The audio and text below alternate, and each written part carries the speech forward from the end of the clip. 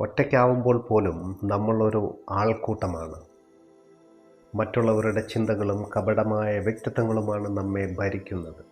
ബോധമുള്ളപ്പോൾ നമ്മൾ പുറത്താണ്, അകത്തെത്തുമ്പോഴാകട്ടെ നമ്മൾ അബോധാവസ്ഥയിലുമാണ്. ഇവിടെയാണ് ശിവൻ തൻ്റെ രഹസ്യവിദ്യ വെളിപ്പെടുത്തുന്നത്. പുറത്തേക്കൊഴുകുന്ന നമ്മുടെ ഊർജത്തെ തടഞ്ഞു നിർത്തുക എന്ന വിദ്യ.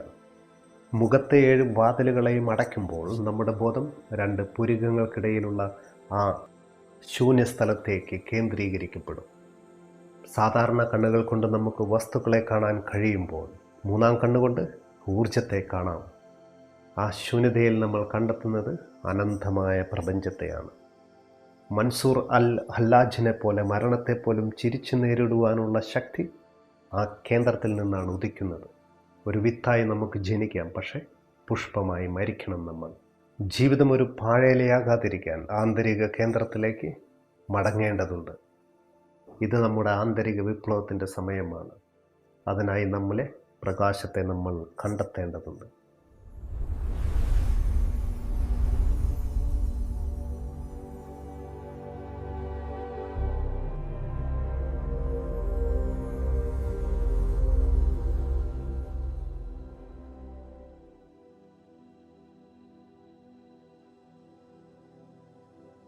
സ്നേഹമുള്ളവരെ, നമസ്കാരം.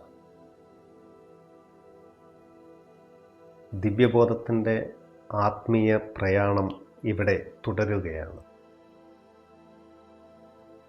ഇന്ന് നമ്മൾ ചർച്ച ചെയ്യുന്നത് വിജ്ഞാൻ ഭൈരവ തന്ത്രയിലെ അതീവ രഹസ്യവും എന്നാൽ ലളിതവുമായ 15ാമത്തെ വിദ്യയെക്കുറിച്ചാണ്.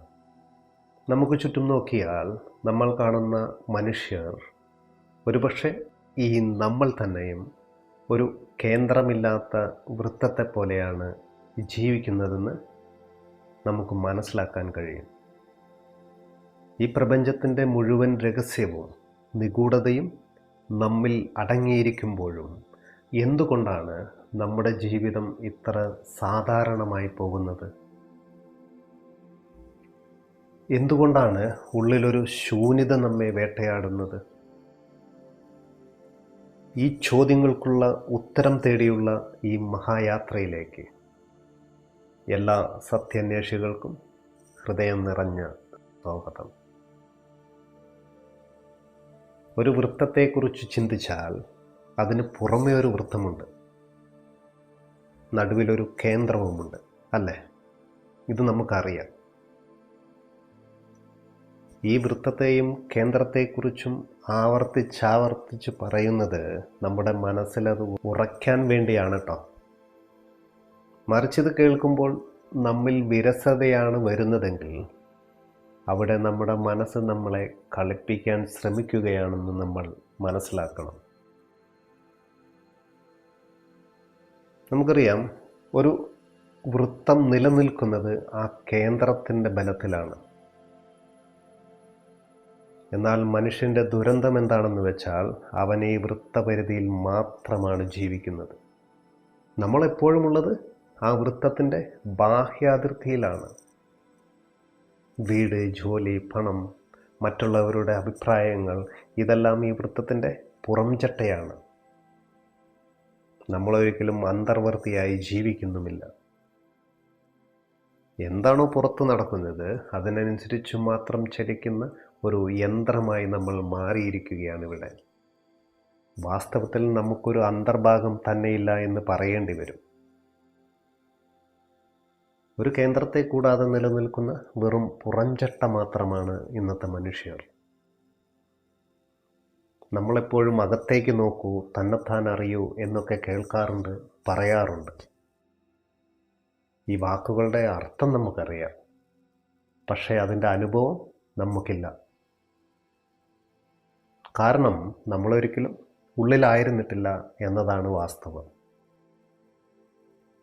ഒരു അർത്ഥം വരുന്നത് അല്ലെങ്കിൽ അത് ഉണ്ടാവുന്നത് അനുഭവത്തിലൂടെയാണ്. മധുരം എന്ന വാക്കിൻ്റെ അർത്ഥം അത് രുചിച്ച ഒരാൾക്ക് മാത്രമേ മനസ്സിലാക്കൂ. അതുപോലെ ആന്തരികത എന്ന വാക്ക് നമ്മൾ കേൾക്കുന്നുണ്ടെങ്കിലും നമ്മുടെ ബോധം നിരന്തരം പുറത്തേക്ക് ഒഴുകിക്കൊണ്ടിരിക്കുന്നത് കൊണ്ട് ആ വാക്ക് നമ്മളിൽ ഒരു സ്വാധീനവും സൃഷ്ടിക്കുന്നില്ല. ബോധപൂർവം നമ്മൾ ഒരിക്കൽ പോലും നമ്മളിലേക്ക് മടങ്ങിയിട്ടില്ല എന്നതാണ് യാഥാർത്ഥ്യം. മറ്റൊരു വലിയ സത്യമെന്നത് നമ്മൾ ഒറ്റയ്ക്കാവുമ്പോൾ പോലും നമ്മൾ നമ്മുടെ ഉള്ളിലല്ല എന്നതാണ്. ഒരു മുറിയിൽ നമ്മൾ തനിച്ചിരിക്കുമ്പോൾ പോലും നമ്മുടെ മനസ്സിൽ മറ്റാരൊക്കെയോ ആണുള്ളത്. സുഹൃത്തുക്കൾ, ശത്രുക്കൾ, ബന്ധുക്കൾ, ഇങ്ങനെ ഒരു വലിയ ആൾക്കൂട്ടം തന്നെ നമ്മുടെ ഉള്ളിലുണ്ട്. നമ്മൾ ബോധമുള്ളവനായിരിക്കുമ്പോൾ എപ്പോഴും പുറത്താണ് ഉണ്ടാവുക. ആകെ നമ്മൾ അകത്തെത്തുന്നത് ഗാഠനിദ്രയിൽ മാത്രമാണ്. എന്നാൽ അവിടെ മറ്റൊരു പ്രശ്നമുള്ളത്, ഗാഠനിദ്രയിൽ നമ്മൾ അകത്തെത്തുമ്പോൾ നമ്മൾ അബോധവാനായിത്തീരുന്നു എന്നതാണ്. ബോധത്തോടെ അകത്തിരിക്കാൻ നമുക്ക് കഴിയുന്നില്ല. അകത്തെത്തുമ്പോൾ ബോധം നിലനിൽക്കുന്നുമില്ല അവിടെ. ഈ വൈരുദ്ധ്യത്തിലാണ് നമ്മുടെയൊക്കെ ജീവിതം. ഇതിലാണെല്ലാം തടസ്സപ്പെട്ട് കിടക്കുന്നത്. കേന്ദ്രത്തിൽ ഉറയ്ക്കാത്തത് കൊണ്ട് തന്നെ നമ്മുടെ ജീവിതത്തിന് ഒരു തീവ്രതയുമില്ല ഇവിടെ. അത് ഉന്മേഷരഹിതവുമാണ്. ഓഷോ പറയുന്നത് പോലെ നാം മരിച്ചവനെ പോലെ ജീവിക്കുകയാണ് ഇവിടെ. നമുക്കുള്ള പരമാവധി ശേഷിയിൽ പോലും നമ്മൾ ഒരിക്കലും ഇവിടെ ജീവിക്കുന്നില്ല. ഭാവിയിൽ എപ്പോഴോ എന്തോ സംഭവിക്കുമെന്ന പ്രതീക്ഷയിൽ ഓരോ നിമിഷവും നമ്മൾ ഇവിടെ പാഴാക്കുകയാണ്. ശരിയല്ലേ ഞാൻ പറയുന്നത്? ഭൂതകാലത്തിൽ ഇത്തരത്തിലൊന്നും സംഭവിച്ചിട്ടില്ല. അതിനാൽ ഭാവിയിലും ഒന്നും സംഭവിക്കാനും പോകുന്നില്ല. ഈ നിമിഷത്തിൽ മാത്രമേ സത്യമുള്ളൂ എന്ന് നമ്മൾ മനസ്സിലാക്കണം. ആ നിമിഷത്തെ തൊടണമെങ്കിൽ നമുക്കൊരു കേന്ദ്രം ആവശ്യമാണ്. ആ കേന്ദ്രത്തിലേക്കുള്ള പടവുകളെക്കുറിച്ചാണ് ഇനി നമ്മൾ ചിന്തിക്കാൻ പോകുന്നത്. നമ്മൾ ഇതുവരെ കണ്ടത് നമ്മുടെ സാധാരണമായ അവസ്ഥയെക്കുറിച്ചാണ്. ഒരു കേന്ദ്രമില്ലാതെ തിരമാലകളിൽ ഒഴുകി നടക്കുന്ന ഒരു തടിക്കഷ്ണം പോലെയല്ലേ നമ്മൾ. നമുക്ക് കേന്ദ്രമില്ലാത്തത് കൊണ്ടല്ല ഇത് സംഭവിക്കുന്നത്. കേന്ദ്രം അവിടെയുണ്ട്, എന്നാൽ അത് മറയ്ക്കപ്പെട്ടിരിക്കുകയാണ്. നമ്മുടെ കപടമായ വ്യക്തിത്വങ്ങളെക്കുറിച്ചും നമ്മൾ പോലും അറിയാത്ത നമുക്കുള്ളിലെ ആൾക്കൂട്ടത്തെക്കുറിച്ചും നമുക്ക് മനസ്സിലാക്കാം.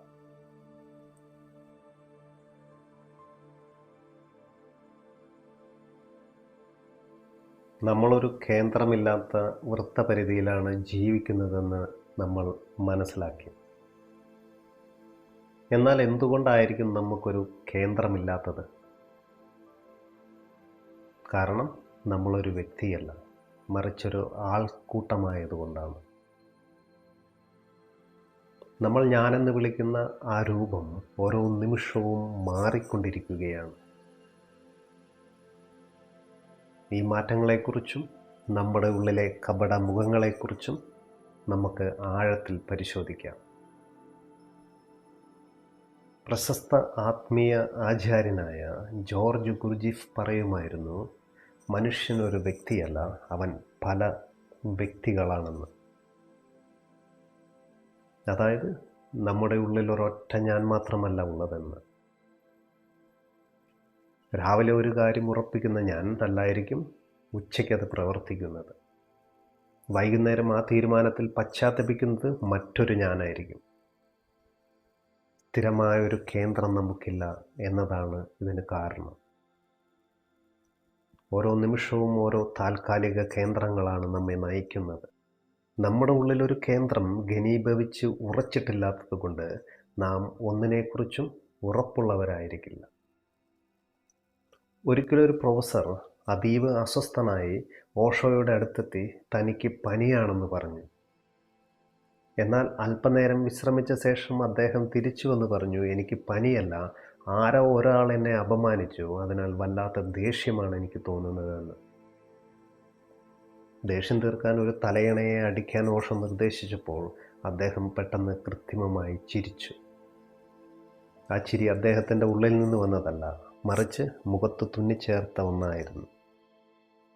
ആ അരമണിക്കൂറിനുള്ളിൽ 3 തവണയാണ് അദ്ദേഹം തൻ്റെ അവസ്ഥയെ മാറ്റിയത്. ആദ്യം പനി, പിന്നെ ദേഷ്യം, ഒടുവിലത് അമ്പരപ്പായി മാറി. ഇതിലേതാണ് സത്യം? സത്യത്തിൽ ഇത് മൂന്നും സത്യമല്ല. കേന്ദ്രമില്ലാത്ത മനുഷ്യൻ ഒരു പ്രവാഹം മാത്രമാണ്. അവ്യക്തതയും അസ്പഷ്ടതയുമാണ് അവൻ്റെ ജീവിതത്തിൻ്റെ അടയാളമായിട്ടുണ്ടാവുക. അതുപോലെ തന്നെ ഒരാൾ ഓഷോയോട് പറഞ്ഞു, ഞാനൊരു പെൺകുട്ടിയുമായി പ്രണയത്തിലാണെന്ന്, എനിക്കവളെ വിവാഹം കഴിക്കണമെന്ന്.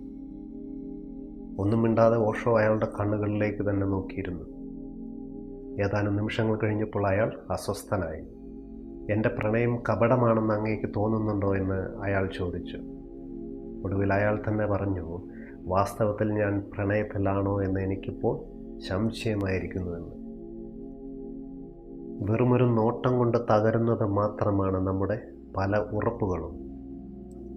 അത് നമ്മുടെ സ്നേഹമായാലും വെറുപ്പായാലും അതിന് ഒട്ടും തന്നെ ആഴമില്ല. കാരണം അത് വരുന്നത് വളരെ സാധാരണമായ ഒരു കേന്ദ്രത്തിൽ നിന്നുമാണ്. അതുകൊണ്ടാണ് ഈ ജീവിതം ഒരു പാഴേലയായി നമുക്ക് അനുഭവപ്പെടുന്നത്. സ്ഥിരമായ ഒരു അച്ചുതണ്ടില്ലാതെ കറങ്ങുന്ന തിരമാലകൾ മാത്രമാണ് നാം. ഇവിടെ തന്ത്രയുടെയും യോഗയുടെയും അടിസ്ഥാന ലക്ഷ്യമെന്നത് നമ്മളെ ഒരു വ്യക്തിയാക്കി മാറ്റുക എന്നതാണ്. ഏത് കൊടുങ്കാറ്റിലും മാറാത്ത, എല്ലാ അവസ്ഥകളിലും സ്ഥിരമായി നിൽക്കുന്ന ഒരു കേന്ദ്രം കണ്ടെത്തണം നമുക്ക്. പുറത്തെ പ്രവാഹം മുന്നോട്ട് പോകുമ്പോഴും ഉള്ളിലൊരു നിശ്ചല ബിന്ദുവിനെ നമുക്ക് കണ്ടെത്തണം. ആ ബിന്ദുവിലേക്കുള്ള യാത്രയാണ് വിജ്ഞാൻ ഭൈരവ തന്ത്രയിലെ വിദ്യകൾ. അതിനായി നമുക്കുള്ളിലെ അസ്ഥിരതയെ തിരിച്ചറിയുക എന്നതാണ് ആദ്യ പടി. നമ്മൾ ഒന്നല്ല പലതാണെന്ന് മനസ്സിലാക്കുമ്പോൾ മാത്രമേ ഒരൊറ്റ കേന്ദ്രത്തിനായുള്ള ദാഹം നമുക്കുണ്ടാകൂ.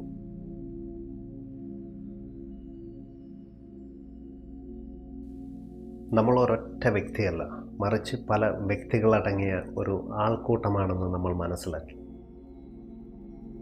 എന്തുകൊണ്ടാണ് നമുക്കുള്ളിൽ ഇത്രയധികം വിഭജനങ്ങൾ ഉണ്ടാകുന്നത്? അതിന് കാരണം നമ്മെ ചെറുപ്പം മുതൽ പഠിപ്പിച്ച ശീലങ്ങളും നിയമങ്ങളുമാണ്. ഒരു യന്ത്രത്തെ പോലെ നമ്മൾ എങ്ങനെയാണ് പ്രവർത്തിക്കുന്നതെന്നും ശ്വസനത്തിലൂടെ എങ്ങനെ ആ യന്ത്രഘടനയെ മറികടക്കാമെന്നും നോക്കാം നമുക്ക്. പ്രശസ്ത റഷ്യൻ ശാസ്ത്രജ്ഞനായ ഐവാൻ പാവ്ലോവ് നായ്ക്കളിൽ നടത്തിയ ഒരു പരീക്ഷണം നമ്മെ ചിന്തിപ്പിക്കുന്നതാണ്. ഒരു നായയ്ക്ക് ഭക്ഷണം നൽകുന്നതിനു മുമ്പായി അദ്ദേഹം ഒരു മണിയടിക്കുമായിരുന്നു. ദിവസങ്ങൾ കഴിഞ്ഞപ്പോൾ ഭക്ഷണം നൽകാതെ മണിയടിച്ചപ്പോൾ തന്നെ ആ നായയുടെ വായിൽ ഉമ്മിനീർ വരാൻ തുടങ്ങി. ഈ മണിയും ഭക്ഷണവും തമ്മിൽ അതിൻ്റെ തലച്ചോറിലൊരു ബന്ധം സ്ഥാപിക്കപ്പെട്ടിരുന്നു. അപ്പോൾ നമ്മുടെ ജീവിതവും ഇതുപോലെയാണ്. ചില പ്രത്യേക സാഹചര്യങ്ങളോട് നമ്മൾ പ്രതികരിക്കുന്നത് ഒട്ടും ആലോചിച്ചിട്ടല്ല, മറിച്ച് നമ്മുടെ ഉള്ളിൽ നേരത്തെ സെറ്റ് ചെയ്യപ്പെട്ട ചില പാറ്റേണുകൾ അനുസരിച്ചാണ്. ഒരാൾ നമ്മൾ ചീത്ത വിളിച്ചാൽ ഉടൻ ദേഷ്യം വരുന്നത് ഒരു യന്ത്രത്തിൻ്റെ സ്വിച്ചിട്ട പോലെയാണ്. നാം ഇവിടെ പ്രതികരിക്കുകയല്ല, മറിച്ച് നമ്മുടെ ഉള്ളിലെ പഴയ പ്രോഗ്രാം പ്രവർത്തിക്കുകയാണ് അവിടെ ചെയ്യുന്നത്. നമ്മുടെ ഓരോ വികാരങ്ങളും ഓരോ ശ്വസന രീതിയുമായി ബന്ധപ്പെട്ടിരിക്കുന്നു എന്ന് നമ്മൾ മനസ്സിലാക്കിയിട്ടുണ്ട്. നമ്മൾ ദേഷ്യപ്പെടുമ്പോൾ നമ്മുടെ ശ്വാസത്തിൻ്റെ താളം ശ്രദ്ധിച്ചാൽ അത് വേഗതയുള്ളതും താളം തെറ്റിയതുമായിരിക്കും. അതേസമയം നമ്മൾ പ്രണയത്തിലോ അല്ലെങ്കിൽ ശാന്തനായിരിക്കുമ്പോഴോ ശ്വാസം വളരെ സാവധാനത്തിലും ആഴത്തിലുമുള്ളതായിരിക്കും. ഇവിടെയാണ് തന്ത്രയുടെ വലിയ രഹസ്യം ഒളിഞ്ഞിരിക്കുന്നത്. വികാരങ്ങൾ ശ്വസനത്തെ സ്വാധീനിക്കുന്നുവെങ്കിൽ തിരിച്ചും വികാരങ്ങളെ സ്വാധീനിക്കുവാൻ ശ്വസനത്തിലൂടെയും സാധ്യമാണ്. ശ്വസനത്തെ ബോധപൂർവം നിയന്ത്രിക്കുന്നതിലൂടെ നമ്മുടെ വികാരങ്ങളെയും ചിന്തകളെയും മാറ്റുവാൻ നമുക്ക് സാധിക്കും. ശ്വാസത്തിൻ്റെ താളം മാറ്റിയാൽ നമ്മുടെ ഉള്ളിലെ ആ പഴയ യന്ത്രം അവിടെ നിലയ്ക്കും. നമുക്കൊരു കേന്ദ്രം ഇല്ലാത്തത് കൊണ്ടാണ് നാം പുറത്തെ കാര്യങ്ങൾക്ക് ഇത്രയധികം വില നൽകുന്നത്. നമ്മളെപ്പോഴും മറ്റൊരാളെ കാണാൻ ശ്രമിക്കുകയാണ്. മറ്റൊരാളാൽ അംഗീകരിക്കപ്പെടാൻ ആഗ്രഹിക്കുന്നവരാണ്. എന്നാൽ നമ്മളിൽ തന്നെ നമ്മൾ ഒരിക്കലും പ്രവേശിക്കുന്നുമില്ല. ഉള്ളിലേക്ക് നോക്കുമ്പോൾ കാണുന്ന ആ ശൂന്യത നമ്മളെ ഭയപ്പെടുത്തുകയാണ് ഇവിടെ. എന്നാൽ ആ ശൂന്യതയിലാണ് യഥാർത്ഥത്തിൽ നമ്മളുടെ ആത്മാവ് പ്രവേശിക്കുന്ന ഇടവും. ആ ശൂന്യതയിലേക്ക് ബോധപൂർവം ഇറങ്ങിച്ചെല്ലാനാണ് വിജ്ഞാൻ ഭൈരവ തന്ത്ര ആവശ്യപ്പെടുന്നത്. ശ്വാസം അകത്തേക്കെടുത്തു കഴിഞ്ഞ് അത് പുറത്തേക്ക് വിടുന്നതിന് മുമ്പുള്ള ആ ഒരു നിമിഷം, അവിടെ ഒരു നിശ്ചലതയുണ്ട്. ആ നിമിഷത്തിൽ നമ്മളൊരു യന്ത്രമല്ല, നമ്മൾ ശീലങ്ങളുടെ തടവുകാരനുമല്ല. അവിടെ നമ്മൾ നമ്മുടെ കേന്ദ്രത്തിലാണ്. ആ ചെറിയ ഇടവേളയെ തിരിച്ചറിയാൻ തുടങ്ങുന്നതോടെ നമ്മൾ ഒരു പുതിയ മനുഷ്യനായി മാറാൻ തുടങ്ങും. നമ്മൾ നമ്മുടെ ജീവിതം ജീവിക്കുകയല്ല, മറിച്ചത് അവിടെ സംഭവിക്കുകയാണ് ചെയ്യുന്നത്. ശ്വാസത്തെക്കുറിച്ചുള്ള ബോധമാണ് ഈ യാന്ത്രികതയെ തകർക്കാൻ നമുക്കുള്ള വഴി.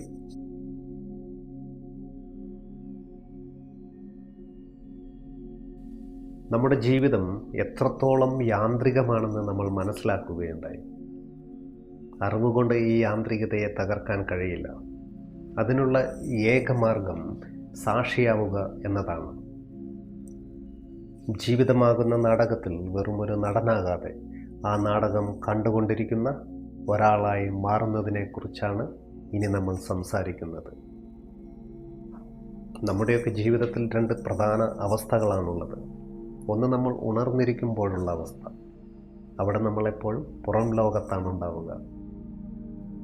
2, നാം ഉറങ്ങുമ്പോഴുള്ള അവസ്ഥ. അവിടെ നമ്മൾ ഉള്ളിലാണ്, പക്ഷെ നമ്മളൊന്നും അറിയുന്നുമില്ല. എന്നാൽ ഉറക്കത്തിൽ പോലും ബോധവാനായിരിക്കുന്ന അവസ്ഥയെയാണ് ആത്മീയത ലക്ഷ്യം വയ്ക്കുന്നത്. ഗാഠനിദ്രയിൽ നമ്മൾ നമ്മുടെ കേന്ദ്രത്തിലെത്തുന്നുണ്ട്, പക്ഷേ അവിടെ നമ്മളെന്ന ബോധമില്ലല്ലോ. എന്നാൽ ധ്യാനത്തിലൂടെ നമുക്ക് ബോധപൂർവം ആ കേന്ദ്രത്തിലേക്ക് ഇറങ്ങിച്ചെല്ലാൻ കഴിയും.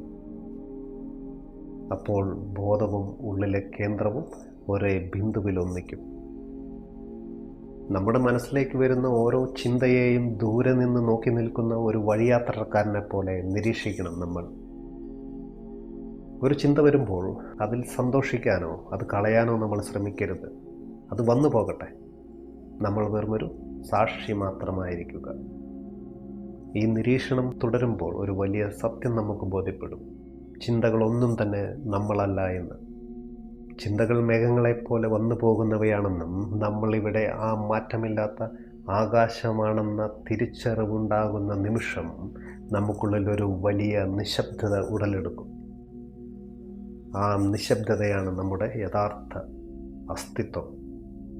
നമ്മൾ മുൻപ് പറഞ്ഞ പ്രൊഫസറുടെയോ കാമുകൻ്റെയോ അവസ്ഥയെ ഓർത്താൽ അവർക്കൊന്നിലും ഉറപ്പില്ലാത്തത് അവർ വൃത്തപരിധിയിലായതുകൊണ്ടാണ്. എന്നാൽ നമ്മൾ സാക്ഷിയായി കേന്ദ്രത്തിലിരിക്കുമ്പോൾ അവിടെ ഒരുതരം ഉറപ്പ് വരുന്നു. അത് ബുദ്ധി കൊണ്ടുള്ള ഉറപ്പല്ല, മറിച്ച് അസ്തിത്വം കൊണ്ടുള്ള ഉറപ്പാണ്. അവിടെ സംശയങ്ങൾക്ക് സ്ഥാനവുമില്ല. ഒരു പാറയിൽ വേരുറപ്പിച്ച മരം പോലെ നമ്മളും നമ്മുടെ കേന്ദ്രത്തിൽ വേരുറയ്ക്കും. അപ്പോൾ ഈ ലോകം എന്തു പറഞ്ഞാലും എന്തു സംഭവിച്ചാലും നമ്മുടെ ഉള്ളിലെ ആ ശാന്തതയ്ക്കൊരിക്കലും ഒരു മാറ്റവും വരില്ല.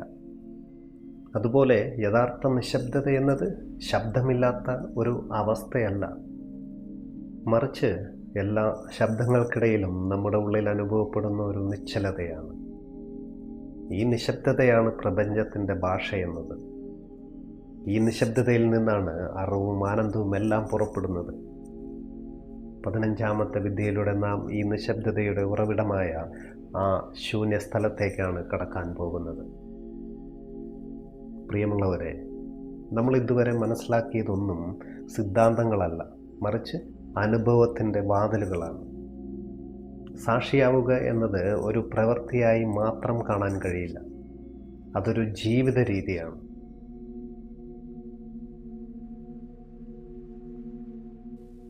മനസ്സിനെക്കുറിച്ചും സാക്ഷിബോധത്തെക്കുറിച്ചും നമ്മളിപ്പോൾ മനസ്സിലാക്കി. ഇനി നമ്മൾ ഏറ്റവും പ്രധാനപ്പെട്ട ഭാഗത്തേക്ക് കടക്കുകയാണ്. വിജ്ഞാൻ ഭൈരവ തന്ത്രയിലെ 15ാമത്തെ വിദ്യ ശിവൻ വെളിപ്പെടുത്തുകയാണ്.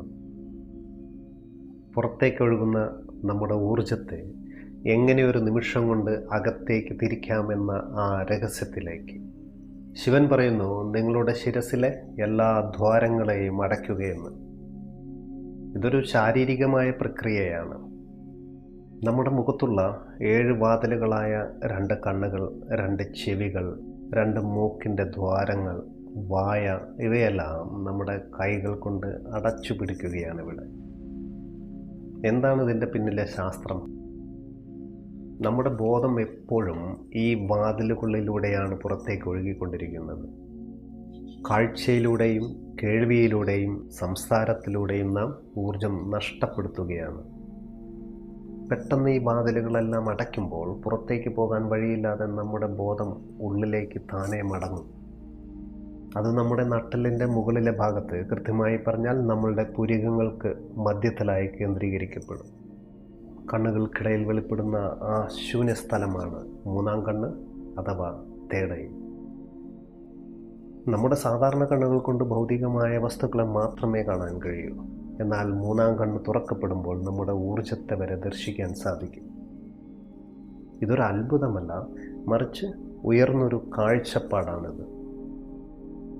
ആ ശൂന്യസ്ഥലത്ത് നമ്മൾ കേന്ദ്രീകരിക്കപ്പെടുമ്പോൾ പ്രപഞ്ചം മുഴുവൻ നമ്മളിൽ തന്നെയാണെന്നുള്ള വലിയ സത്യം നമ്മൾ തിരിച്ചറിയും. ഉപനിഷത്തുക്കൾ പറയുന്നത് പോലെ ആ ഒന്നിനെ അറിയുന്നതോടെ നമ്മൾ സർവവും അറിഞ്ഞു കഴിഞ്ഞിരിക്കും. പുറത്തുള്ള ആകാശം പോലെ തന്നെ വിശാലമായ ഒരു അന്തരീക്ഷം നമ്മുടെ ഉള്ളിലും വെളിപ്പെടും. ഈ വിദ്യ പരിശീലിക്കുമ്പോൾ നമ്മുടെ ശ്വാസം ഒരു നിമിഷം നമ്മൾ നിലയ്ക്കും. ശബ്ദം നിലയ്ക്കുമ്പോൾ മനസ്സ് ചിന്തിക്കുന്നത് അവിടെ നിർത്തും. ഈ നിശ്ചലതയിൽ നമ്മൾ കേന്ദ്രമില്ലാത്ത ഒരു വ്യക്തിയല്ല, മറിച്ച് കേന്ദ്രത്തിൽ വേരുറപ്പിച്ച ഒരു വ്യക്തിയായി മാറുകയാണ് അവിടെ. നമ്മുടെ ബോധം അതിൻ്റെ ഉറവിടത്തിൽ തന്നെ നിൽക്കുമ്പോൾ സംഭവിക്കുന്ന ആ സ്ഫോടനമാണ് ആത്മസാക്ഷാത്കാരം. അവിടെ സന്ദേഹങ്ങളില്ല, ഭയമില്ല. ആ ശൂന്യതയിൽ നിന്നൊരു പുതിയ വെളിച്ചമാണ് ഉദിക്കുക. വാസ്തവത്തിൽ നമ്മൾ ജീവിതത്തിൽ ആദ്യമായി സചേതനായി തീരുകയാണിവിടെ. ഈ ശൂന്യസ്ഥലം എല്ലാം ഉൾക്കൊള്ളുന്നതാണെന്ന് ഈ വിദ്യ നമ്മോട് പറയുന്നു. പ്രിയമുള്ളവരെ, ഈ ലോകത്ത് നാം കാണുന്നതെല്ലാം തന്നെ ഊർജത്തിൻ്റെ പല വിധത്തിലുള്ള രൂപഭേദങ്ങളാണ്. മൂന്നാം കണ്ണ് വഴി ഈ ഊർജത്തെ നേരിട്ട് കാണുമ്പോൾ നമ്മളും ഈ പ്രപഞ്ചവും തമ്മിൽ വേർതിരിവില്ലെന്ന് നമുക്ക് ബോധ്യപ്പെടും. ആ നിമിഷം നമ്മൾ മരണമില്ലാത്തതിനെ അറിഞ്ഞു കഴിഞ്ഞിരിക്കും. നമ്മളെ കൊല്ലാനും നമ്മളിൽ നിന്നൊന്നും എടുത്തു മാറ്റുവാനും ആർക്കും കഴിയില്ല. ഈ വിദ്യ കേവലം ഒരു വ്യായാമമല്ല, അതൊരു രൂപാന്തരീകരണമാണ്. നിങ്ങളുടെ ഊർജം അകത്തേക്ക് മടങ്ങുമ്പോൾ നിങ്ങൾ പ്രപഞ്ചത്തോളം വലുതാകുന്നു.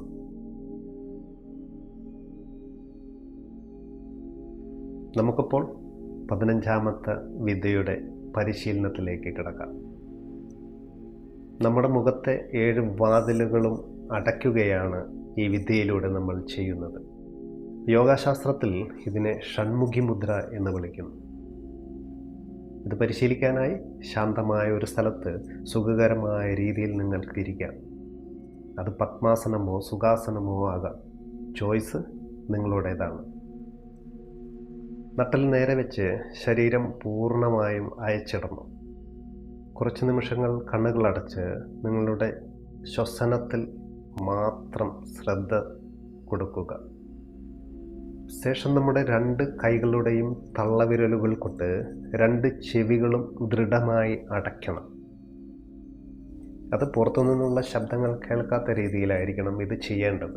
ശേഷം നമ്മുടെ ചൂണ്ടുവിരലുകൾ നമ്മുടെ കണ്ണിന് മുകളിൽ മൃദുവായി വയ്ക്കുക. കണ്ണിലേക്ക് പ്രകാശം വരാത്ത വിധം കണ്ണുകളെ മൂടുക. ശ്രദ്ധിക്കണം, കണ്ണുകളിൽ ബലം പ്രയോഗിക്കരുത്. ശേഷം നമ്മുടെ നടുവിരൽ മൂക്കിൻ്റെ 2 ദ്വാരങ്ങൾക്കും അടുത്തായി വയ്ക്കണം. മോതിരവിരൽ മേൽചുണ്ടിനു മുകളിലും ചെറുവിരൽ കിഴിച്ചുണ്ടിനു മുകളിലുമായി വരത്തക്ക രീതിയിലാണിത് വെക്കേണ്ടത്. ഇതുവഴി പുറം ലോകവുമായുള്ള എല്ലാ ബന്ധങ്ങളും വിച്ഛേദിക്കുകയാണ് നമ്മളിവിടെ. ശേഷം മൂക്കിലൂടെ സാവധാനം ശ്വാസത്തെ ഉള്ളിലേക്കെടുക്കണം. വിരലുകൾ കൊണ്ട് മൂക്കിൻ്റെ ദ്വാരങ്ങൾ പതുക്കെ അമർത്തി ശ്വാസം ഉള്ളിൽ തന്നെ പിടിച്ചു നിർത്തണം. ഇവിടെ പുറത്തേക്കൊഴുകാൻ വഴിയില്ലാത്ത നമ്മുടെ ഊർജം ഉള്ളിലേക്ക് തന്നെ മടങ്ങും. ശേഷം നമ്മുടെ ശ്രദ്ധ മുഴുവൻ 2 പുരികങ്ങൾക്കും മധ്യത്തിലുള്ള ഈ ശൂന്യ സ്ഥലത്തേക്ക്, മൂന്നാം കണ്ണിലേക്ക് തിരിക്കണം. അവിടെ തെളിയുന്ന വെളിച്ചത്തെയോ ഇരുട്ടിനെയോ ശൂന്യതയെയോ വെറുതെ നിരീക്ഷിച്ചു കൊണ്ടിരിക്കണം. ഈ അവസ്ഥയിൽ നമ്മൾ വായുവിൽ തങ്ങി നിൽക്കുന്നത് പോലെ നമുക്ക് അനുഭവപ്പെടും. ചിന്തകൾ നിലയ്ക്കുന്നതും ഉള്ളിലൊരു വലിയ ആകാശം വെളിപ്പെടുന്നതും നമുക്ക് കാണാൻ കഴിയും. ഇതിനെ അറിഞ്ഞുകൊണ്ടിരിക്കണം.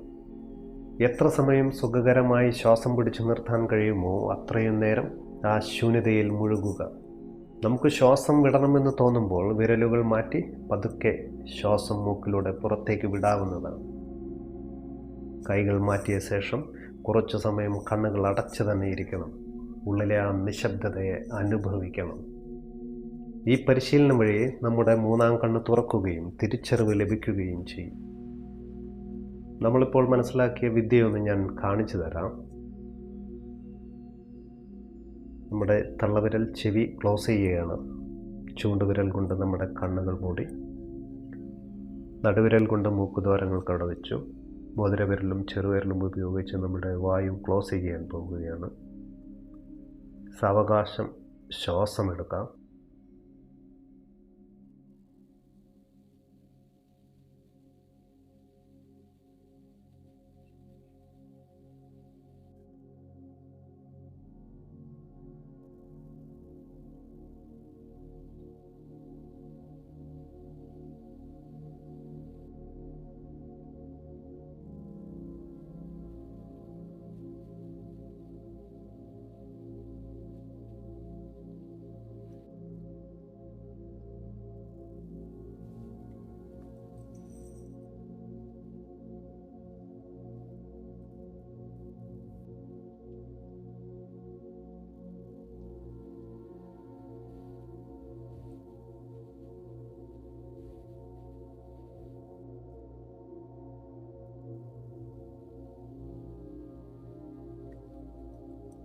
ഇത്ര ലളിതമാണ് ഈ വിദ്യ. നമുക്കിതിൻ്റെ ഹോൾഡ് ചെയ്യുന്ന സമയം നമ്മളുടെ രീതി അനുസരിച്ച്, നമ്മുടെ ആരോഗ്യസ്ഥിതി അനുസരിച്ച് നമുക്ക് എത്ര വേണമെങ്കിലും കൂട്ടാം. അതൊക്കെ നിങ്ങളുടെ ചോയ്സാണ്. ശരി, ഇവിടെ നമ്മൾ ശ്രദ്ധിക്കേണ്ട ചില കാര്യങ്ങളുണ്ട്.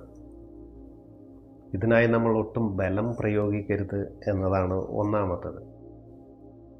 ശ്വാസം പിടിച്ചു നിർത്താൻ അമിതമായി ബുദ്ധിമുട്ടരുത്.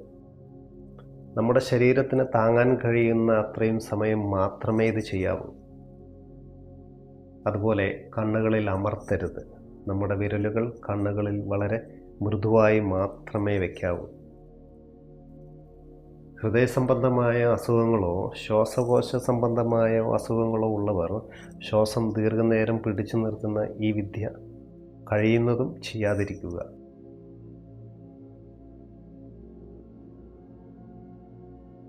ഇന്നത്തെ ആത്മീയ യാത്രയുടെ സമാപനത്തിലേക്ക് നാം എത്തിയിരിക്കുകയാണ്. നമ്മളിപ്പോൾ മൂന്നാം കണ്ണിൻ്റെ തുറക്കലിനെ കുറിച്ച് മനസ്സിലാക്കി. ഇനി നമുക്ക് ഈ അനുഭവം നേടിയ സൂഫിവര്യനായ മൻസൂറിൻ്റെ ചരിത്രത്തെക്കുറിച്ചും അഹം ബ്രഹ്മാസ്മി എന്ന പ്രഖ്യാപനത്തിൻ്റെ പൊരുളിനെക്കുറിച്ചും ഈ ആന്തരിക കേന്ദ്രം കണ്ടെത്തിയവർ ലോകത്തോട് വിളിച്ചു പറഞ്ഞ സത്യങ്ങളെക്കുറിച്ചും ആ അനുഭവത്തിൻ്റെ തീവ്രതയെക്കുറിച്ചും ചെറുതായൊന്ന് നമുക്ക് മനസ്സിലാക്കാം. മൂന്നാം കണ്ണിൻ്റെ ശൂന്യതയിൽ കേന്ദ്രീകരിക്കപ്പെടുമ്പോൾ നമ്മൾ ആന്തരികമായ ഒരു മഹാ ആകാശത്തെയാണ് കണ്ടെത്തുന്നത്. സ്വാമി രാമതീർത്ഥൻ തൻ്റെ അനുഭവത്തെ ഇങ്ങനെയാണ് വിവരിച്ചത്: സൂര്യൻ എന്നിൽ സഞ്ചരിക്കുന്നു, നക്ഷത്രങ്ങൾ എന്നിൽ ഉദിക്കുന്നു, ചന്ദ്രൻ എന്നിൽ അസ്തമിക്കുന്നുവെന്ന്. കേൾക്കുന്നവർക്കിത് ഭ്രാന്തായി തോന്നാം. പക്ഷേ മൂന്നാം കണ്ണിലൂടെ തൻ്റെ ആന്തരിക ആകാശത്തെ തിരിച്ചറിഞ്ഞ ഒരാൾക്ക് പ്രപഞ്ചം മുഴുവൻ തൻ്റെ ഉള്ളിൽ തന്നെയാണെന്നുള്ള ദർശനം ലഭിക്കുകയാണ് ചെയ്യുന്നത്. അവിടെ നമ്മളും പ്രപഞ്ചവും രണ്ടല്ല, ഒന്നാണ്. ആ നിമിഷം നമ്മൾ വ്യക്തിയല്ലാതാവുകയും അസ്തിത്വമായി മാറുകയും ചെയ്യുകയാണ്. ഈ ആന്തരിക കേന്ദ്രത്തെ തൊട്ടറിഞ്ഞ മറ്റൊരു മഹാനായിരുന്നു സൂഫി മിസ്റ്റിക്കായ മൻസൂർ അൽ ഹല്ലാജ്. അദ്ദേഹത്തിന് മൂന്നാം കണ്ണിൻ്റെ അനുഭവം ഉച്ചസ്ഥായിലായിരിക്കുമ്പോൾ അനൽ ഹഖ്, ഞാൻ സത്യമാകുന്നു, ദൈവമാകുന്നു എന്ന് ഉറക്കെ പ്രഖ്യാപിക്കാൻ തുടങ്ങി.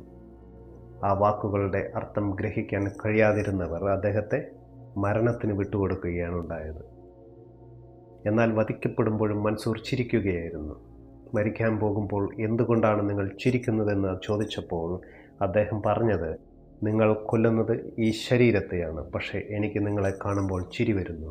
കാരണം ഞാൻ ഈ പ്രപഞ്ചത്തിൻ്റെ സൃഷ്ടാവാണ്, എന്നെ കൊല്ലാൻ നിങ്ങൾക്ക് കഴിയില്ല എന്ന്. നമ്മളെ സംബന്ധിച്ചിടത്തോളം മൻസൂർ കൊല്ലപ്പെട്ടു, പക്ഷേ അദ്ദേഹത്തെ സംബന്ധിച്ചിടത്തോളം അദ്ദേഹം അനന്തതയിലേക്ക് ലയിച്ചു കഴിഞ്ഞു എന്നാണ്. മൻസൂറിന് ശേഷം സൂഫികൾ ഒരു കാര്യം തീരുമാനിച്ചു: ഈ സത്യം പരസ്യമായി വിളിച്ചു പറയരുത്. കാരണം അത് കേവല ബുദ്ധി കൊണ്ട് മനസ്സിലാക്കാൻ കഴിയില്ലാത്തതാണ്. അതുകൊണ്ട് തന്നെ അവർ മൗനം ദീക്ഷിക്കുകയാണ് ഉണ്ടായത്.